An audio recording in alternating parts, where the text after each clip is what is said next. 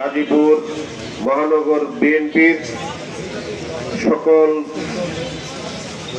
Senior শ্রদ্ধাভাজন নেতৃবৃন্দ উপস্থিত, আমাদের মহানগর বিএনপির সাবেক যুগ্ম আহ্বায়ক বৃন্দ উপস্থিত, প্রতিটি থানার সভাপতি, সাধারণ সম্পাদক, আহ্বায়ক, সদস্য সচিব বৃন্দ উপস্থিত, আমাদের অঙ্গ সংগঠনের যুবদল, ছাত্রদল, স্বেচ্ছাসেবক দল, মহিলা দল, কৃষক দল, শ্রমিক দল, সকল অঙ্গ সংগঠনের প্রেসিডেন্ট, সেক্রেটারি সহ উপস্থিত নেতৃবৃন্দ, আমাদের আজকে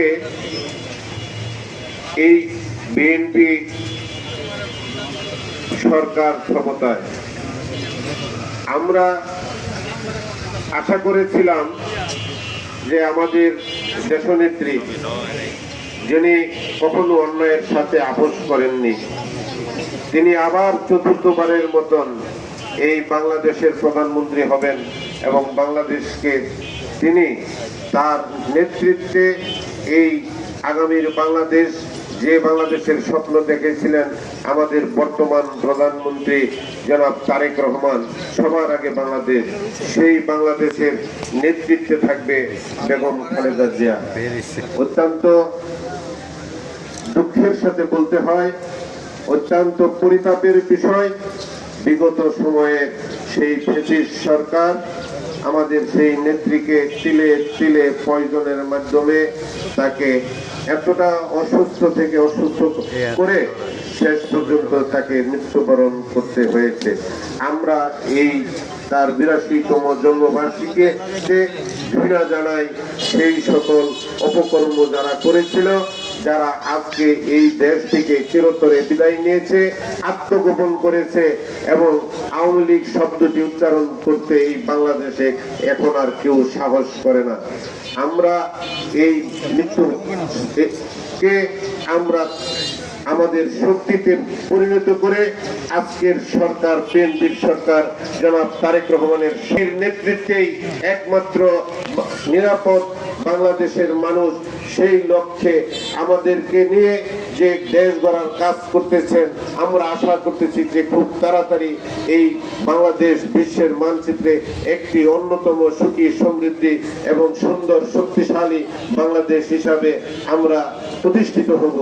সেই আহ্বান রেখে এবং আজকে যে আমরা এই 82তম যে জন্মবার্ষিকী পালন করতেছি, এই কর্মসূচিটা আমরা গতকালকেই আমাদের কেন্দ্রে থেকে আমাদের হাতে পৌঁছেছে। তাৎক্ষণিকভাবে আমরা মহানগর বিএনপির সংগ্রামী সাধারণ সম্পাদক মাননীয় এমপি গাজীপুর 2 আমরা কথা বলে ভার্চুয়ালি মিটিং করে আজকে 11টার সময় আমরা মহানগর বিএনপি এবং সকল অঙ্গ সহযোগী সংগঠন নিয়ে আজকের এই দোয়া আয়োজন করেছি এবং আমরা কর্মসূচি দিয়েছি আমাদের 57টি ওয়ার্ডে যে সকল মসজিদ আছে, মন্দির আছে, পেগোডা আছে, সব কিছুতেই আমাদের দেশনেত্রী বেগম খালেদা জিয়ার জন্য দোয়া এবং প্রার্থনার ব্যবস্থা করা হবে এবং আমাদের থানা লেভেলে এবং ওয়ার্ড লেভেলে যদি কোনো বিএনপির অফিস থাকে, কার্যালয় থাকে,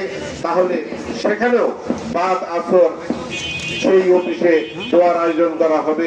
এটি আমাদের মহানগর বিএনপির সিদ্ধান্ত। আমরা সকলকে ইতিমধ্যে জানিয়ে দিয়েছি।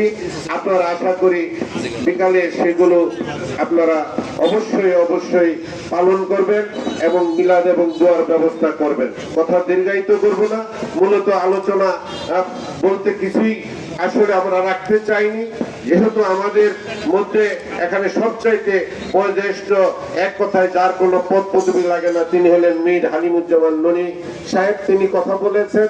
আমি যেহেতু সভাপতি, শুধু আমি এই আলোচনা করার জন্য নয়, আপনাদের যে কর্মসূচিগুলো বলার জন্যই আমি দাঁড়িয়েছি। আপনারা যথাযথভাবে আজকে যারা এই আমাদের দোয়া মাহফিল উপস্থিত হয়েছেন। আমি সকলকেই চিনি, যারা হতে পারেননি তারা দুর্ভাগা। আসলে এক কথায় আমি বলবো যে হয়তোবা তারা হাইব্রিড হতে পারেন, কিন্তু জেনেন যারা যারা প্রকৃত দান জঞ্জন করে আজকে তারাই উপস্থিত হয়েছে। কিন্তু আমাদের মাননীয় মন্ত্রী, মাননীয় এমপি এবং প্রশাসক যদি কোথাও যায় নেতা সমাগম যে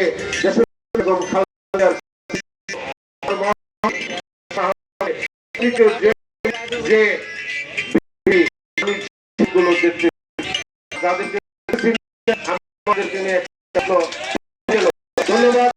আমি কথা বাড়াইতে বেগম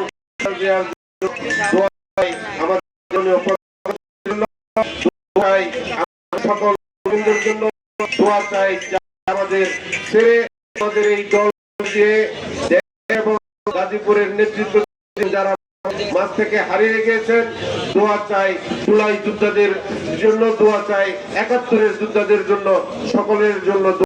আমার আলোচনা এখানে শেষ করছি। বাংলাদেশ জিন্দাবাদ।